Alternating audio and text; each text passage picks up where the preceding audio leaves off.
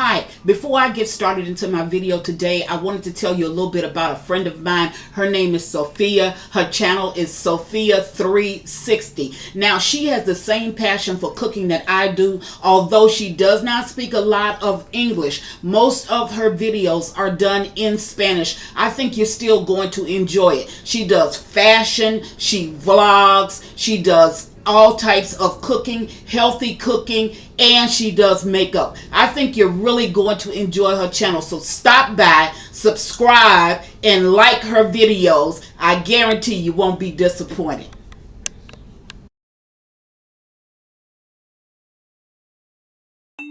Hola chicos, bienvenidos una vez más a 360.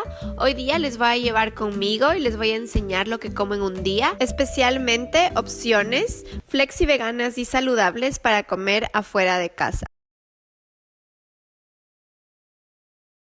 I'm going to be doing a favorite recipe, but I only do this like once or twice a year. I'm going to be doing smothered beef liver and onions. So let's get started with the ingredients that you're going to need. You're going to need onions, flour, garlic powder, onion powder, salt and pepper. Of course, you're going to need the beef liver, and you're going to need milk. Now, why do you use milk? You use milk with beef liver because you don't want that bitter taste. So you soak it in milk for maybe 1 to 2 hours, and that gets rid of the bitter taste. Now, the way that I cook my liver is I pound my liver. And I've always pounded my liver. And I find that when you pound it, that liver is so tender that you can cut it with a fork. So that's the way we're going to be doing it today. And I want to just show you what the beef liver actually looks like, and that's why I'm wearing gloves. There it is. That's the way liver look. But if you cook it right, it's a very good dish. And I had on these gloves because I didn't want that blood to get all over my hands. Now, the reason why I only eat this once or twice a year is because any organs that you cook, that will run up your blood pressure. So I try to stay away from eating it. It's a good dish. I love liver, but I just don't eat it as much. Now, when I say pound, I use a mallet, okay? And I use this end of it in order to pound. And I'm going to show you that process in order to pound out my liver just a little bit, okay? Now, if you don't have this, you can make this, because you guys know I'm old school, so you can make this. So what you do is you just take a bag and you put your hammer inside of a plastic bag, and then you take a fork and you tape it like that. So you see what I've done? I have my plastic bag with my hammer in it, and the reason why I have that is because I don't want to get any blood particles or anything like that on my hammer. And then you just take a fork and you put it right in front of the hammer, okay? And then you tape these two together so you don't have to worry about it slipping and sliding, okay? So that's the way it would look. So when you bring it down, the pounding part is with the hammer, and then what's going to actually give you the little grooves in the liver is the fork, so you pound it. But because I have a mallet, I don't have to do that. So what I'm going to do is I'm going to go away. I'm going to get my liver all washed, and I'm going to get ready to tenderize it. I am going to soak it in the milk for maybe 1 and 1.5 hours. And then I'll come back. We'll be ready to fry up this liver. And it's going to be liver and rice. I'll probably do a beef flavored rice. So I'll be right back. Okay, now I'm back, and I just want to show you how to pound this liver. So I'm putting my liver into a plastic bag. And the reason why I'm doing that is because I do not want any splatter from the liver to get all over everything. And you lay it out one piece at a time. Don't put it on top of each other. Okay? Now, I want to tell you that, beef liver is tenderer than the pork liver.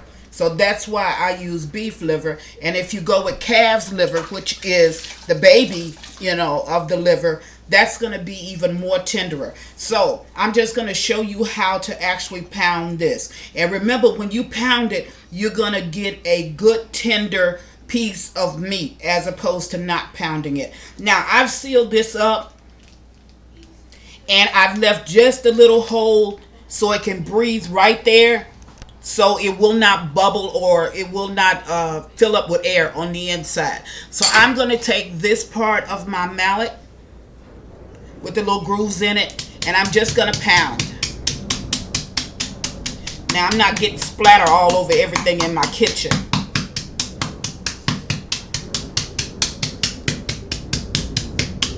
And this is tenderizing this meat. Now once I get it all tenderized, then I'm going to sit it in some milk so it can sweeten up the liver and the liver won't be so bitter. And that's really all that it takes. Now I'm going to do my other side.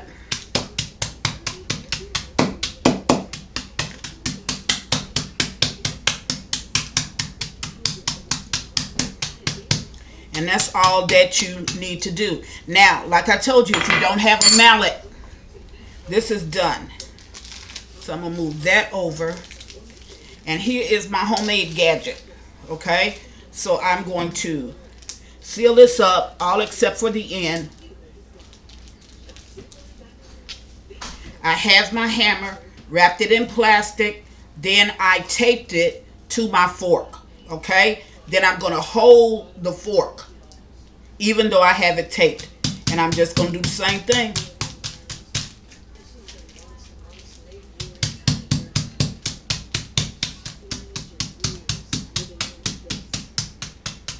You see how that liver is flattening out? That's just an old school trick.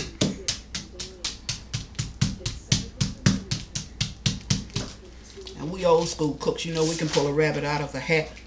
So that's exactly what you're seeing here. Okay, now once I get this liver like it needs to be, really that's enough. I've flattened it on both sides. So now I'm going to put it in milk for about an hour or 2 hours. Next time you see me, we'll be ready to fry up this liver, put some gravy and onion with it, and it's going to be a real treat. See you in a minute. Okay, now we're back and I just want to show you the liver. I've had it in my fridge for about, I don't know, a couple of hours. And see, it's all covered with the milk because you want to cover it, you know, with the milk. Okay, so what I'm going to do now is to drain it. I'm going to, you know, get rid of this milk and then I'll meet you at the stove so we can go ahead and fry it up. Be right back. Okay, now I'm back and I'm getting ready to put the liver over into the skillet. So here I'm just battering up the liver and I'm going to put it in the skillet. I'm going to turn that up just a little bit. And what you want to do, even though this grease is not up to it yet, you want to listen for that rain sound, and it should be coming in a minute. But I'm going to go ahead and get the liver in because there you go. Here.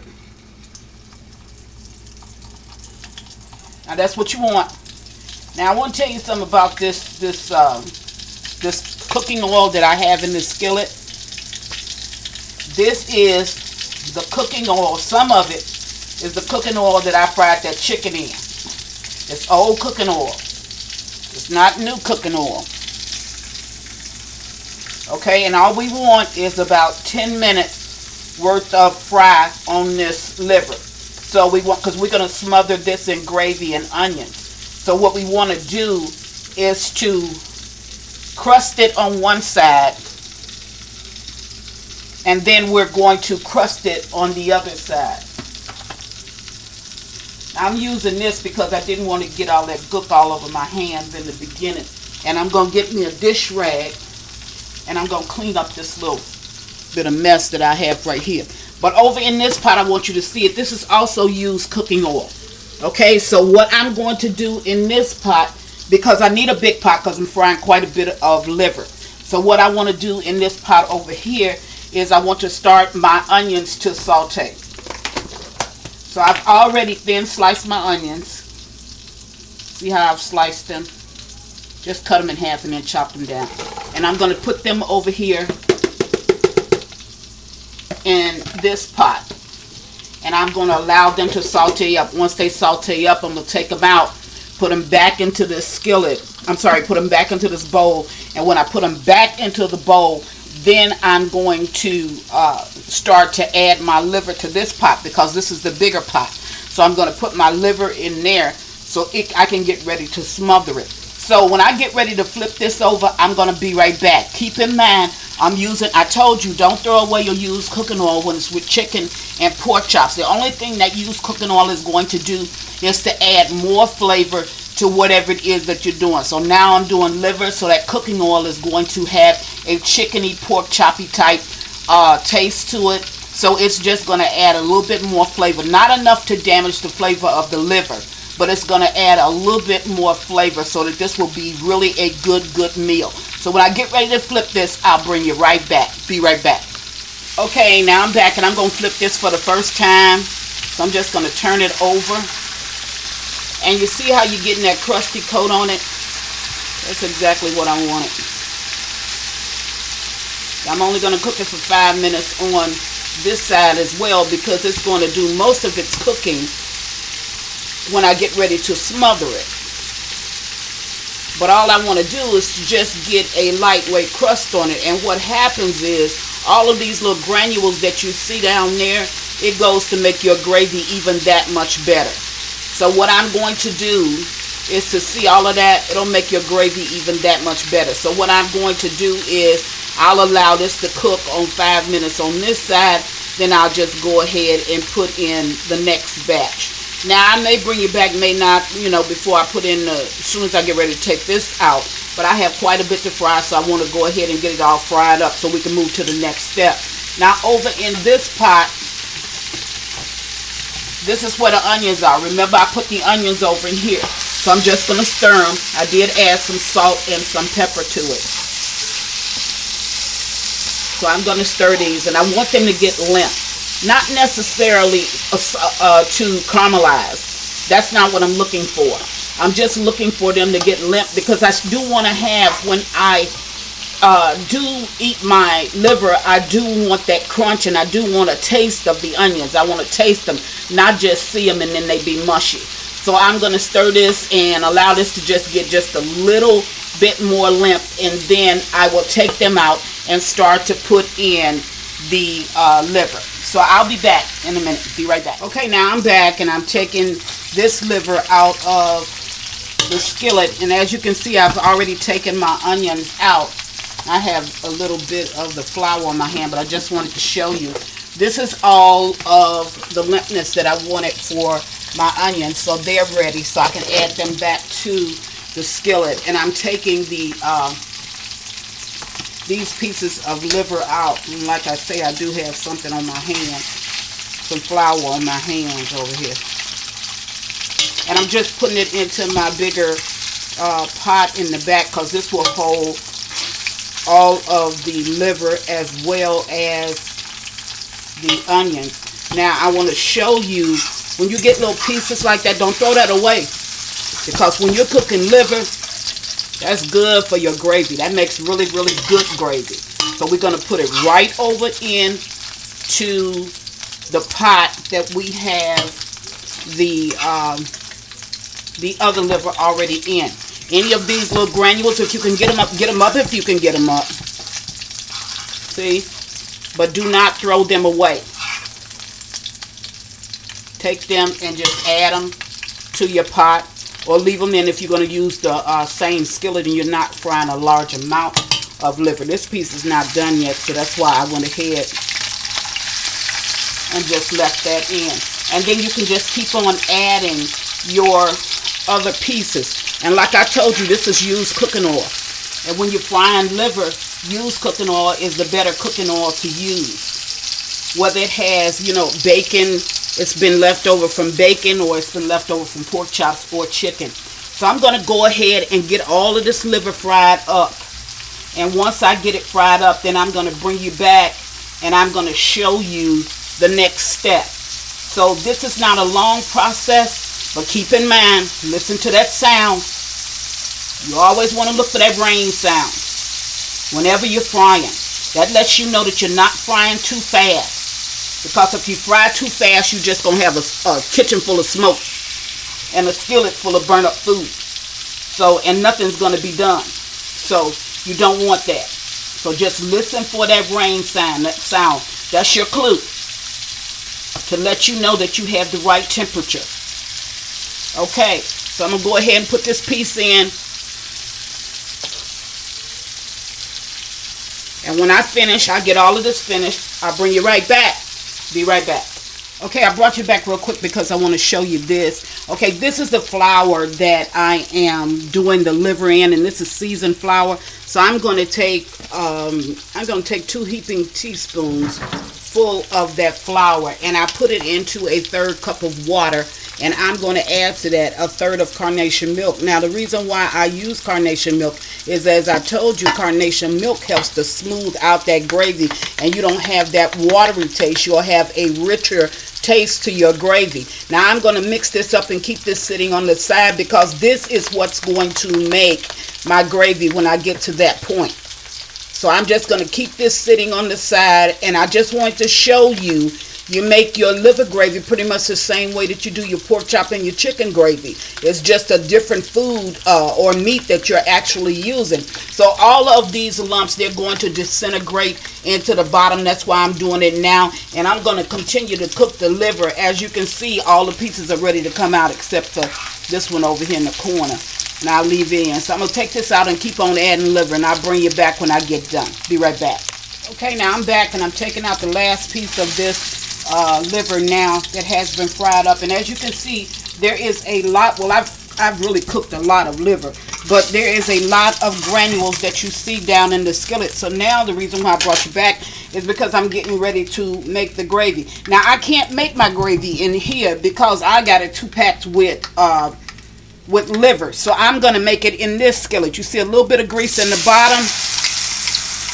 I'm going to go ahead and add what you saw with the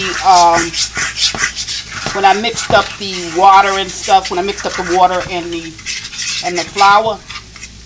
Then I'm going to go ahead and add some water to this.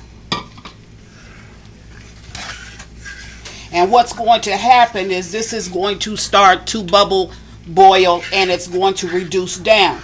Now, and if there's any, like the little lumps that you saw when I first started to fry it up in the skillet, if it's any, all of those are going to disappear. So all of that you don't even have to worry about. So what I'm going to do is to allow it to cook over here for a minute before I pour it into this pot. Now, once I pour it into this pot, it's going to start to darken. The reason for that is because remember I told you I wanted my liver to have a crust on it. Well, that crust is going to help this gravy to darken. So all of this is going to darken up, and it's going to look really, really good. Now, I haven't put the onions back in yet. And the reason for that is because I don't want to cook my onions anymore. I'm going to spread them all over the top of the liver. And then I'm going to put a top on it so all of this can cook together. I don't need to stir my onions down in there. I will stir it one time, but it won't be for a while. So I'm going to let this cook, and before I get ready to pour it over in on top of this liver, I'll bring you right back. I'll be right back. Okay, now I brought you back just to show you the gravy, because all of the lumps have, disintegrated from when I first started to stir it. And what I want to show you with this is, even though you see a thickness to it, it's not as thick as I want it to be, and it's not the color that I want it to be. So now what I'm going to do, it would have been had I had it in the same pot, but I couldn't put it in the same pot, so I had to put it in this one. Now you can see that it's thickening up, so that's not going to be a problem. So what I'm going to do now is I'm going to pour this over the liver. Let's see if I can pour with my back hand. I can't. Okay, now I'm going to add some more water down over there. I'm going to try to get as much of this out that I can, because you know me, I don't believe in throwing away nothing. So, there you go. Now, I'm going to pour this over in there. Now, you may think that this is too much water down over in there. No, it's not, because I'm going to add some more water to it. So, just wanted to clean up my mess real quick. Here I have another 1.5 cups of water. I'm going to go ahead and add that to it. I'm going to add even a little bit more water to it. Maybe about another 2 cups I'll add to it. But I'm going to go ahead and put my onions all back over here. Man, these onions smell good. This liver is looking good. And I have seen some people, when you don't know how to fry liver, their liver is so hard and you're not able to cut it with a fork, and you hit somebody upside the head and you'll knock them out. So that's not the way this liver is going to be today, and that's not the way you want it. So look, now it looks like that's a lot of water. That's not a lot of water. That's really not. Now I'm going to put the top on this, and I'm going to allow this to simmer on the back of my stove while I make my rice and my biscuits. So I'll be back once everything is complete. Be right back. Okay, I'm waiting on my rice to cook and waiting on my biscuits to get done. And I just wanted to bring you back and show you what this liver actually looks like and the gravy. Okay, look at that. Look at that gravy. That's the way it's supposed to look. Not sticking or any of that. And look at that liver. Look at those pieces of liver. Now I'm going to cut this with a fork. So I'm going to show you. I'm going to dish you up a plate. But I'm also going to cut this with a fork. And I'm going to show you exactly how your liver is supposed to be so tender that you can actually cut it with a fork. You don't need to reach for a knife and then try to cut it. It should be more tender than that. But that gravy is perfect. The onions are all in it. And that liver looks fantastic. Now I'm waiting on my rice and waiting on my biscuits, and as soon as everything gets ready, I'll bring you back and dish you up a plate. But I was cutting off the liver, and I just wanted to bring you back and show you what it actually looks like. So I'll be back and dish you up a plate, and at that time I'm going to cut a piece of it and show you how it should look. Be right back. Okay, we're back, so let me just go ahead and dish this up. Now the reason why my rice is brown is because I did a beef flavored rice. I wanted the beef flavor to go along with what I'm cooking today, which you know is the liver. So I did a beef flavored rice, and I did biscuits, and I showed you how to cook the biscuits to get them to fluff up like that. I showed you on one of my earlier videos. I think it's the one with the smothered steak on it. So that'll show you how to get them to fluff up like that. And I did, and these are not homemade, they're store-bought. So, you know, just want to let you know that. And then I'm going to dish up a couple of pieces of this liver. Now it's been sitting back there for a while, so I'm going to stir in it. Okay, and then I'm going to put some down on the plate, so you can really get a look.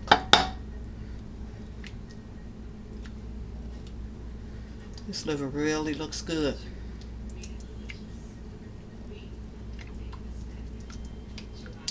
Get this piece right here. Alrighty, and then I'll put a little bit of the gravy over the rice. A little bit more, along with some of the onions over the liver. And you can look at that plate, because it really looks good. Now, what I want to do now is I want to take out, it doesn't really matter, I'm trying to find a piece here. I can take out this little piece right here. I want to take out a piece of this liver, and I want to show you what you're supposed to be able to do with liver. Okay, look at that liver. Now, anytime you can cut your liver like that with a fork, that's some good liver. And it's tender. You should be able to cut it with a fork. You should not need to have any knife in order to cut your liver.